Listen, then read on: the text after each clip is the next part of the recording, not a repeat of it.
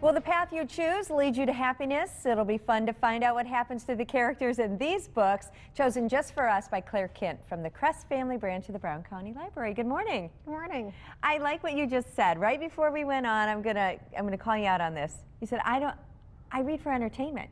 Yes. You want to have a good time when you're reading, escape reality for a little bit, and get into a good read. So what do you mean by happily ever after?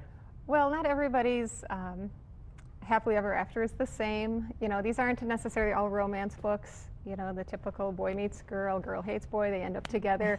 You know, some of them are not even about a married couple, but just the journey, you know, people take in their life, the characters that come into their life, how they take all the pieces of their existence and make it what they can. And this first one really is about a journey, isn't it? Right. The Unlikely Pilgrimage of Harold Fry is literally just that, a pilgrimage.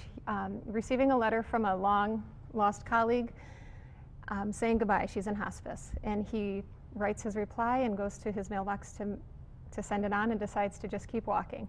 And he thinks, he has faith that as long as he is walking, she will stay alive and she will wait for him.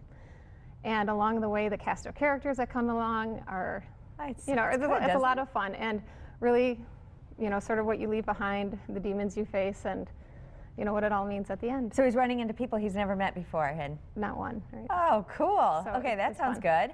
And the next one, I read a little synopsis of Finn and Lady, and I thought that might be a good book club pick too. Right, Finn and Lady, they're brother and sister, half siblings.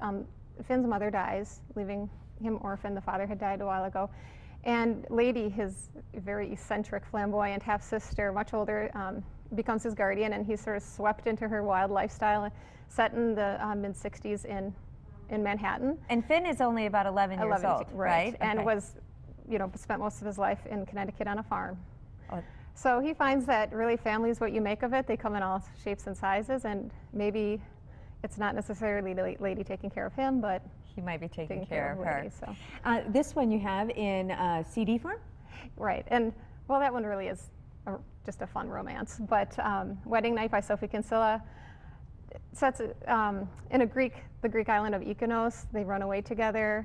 The family thinks maybe they shouldn't get married, and the scenes, a lot of the scenes read like a little madcap sitcom. You know, a lot of slapstick humor. The scenes, you know, you can almost picture like Three's Company acting it out or something, and it's just a fun.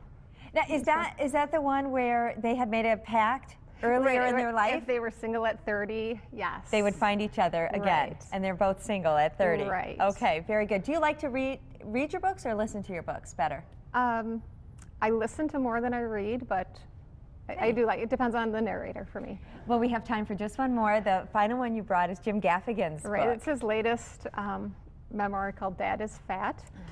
And really, I guess, as we were saying, it takes all kinds. They're happily ever after. This is the story of he and his wife with their 5 kids under the age of 9 living in Manhattan in a 2-bedroom apartment. So he is a funny guy. I can imagine it is a fun book, a fun read, or a good listen. Yes. Claire, thank you so much. Oh, thanks. We'll put these all on our website so you can keep track of them, fox11online.com. Click on Good Day Wisconsin.